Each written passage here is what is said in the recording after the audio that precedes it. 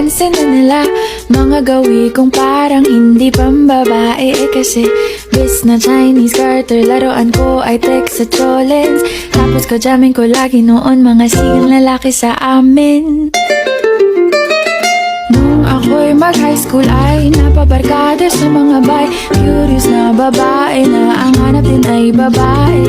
Sa halip na makeup kit, bit-bit ko ay gitara. Tapos pormahan ko lagi ay long sleeves na t-shirt at faded na lonta.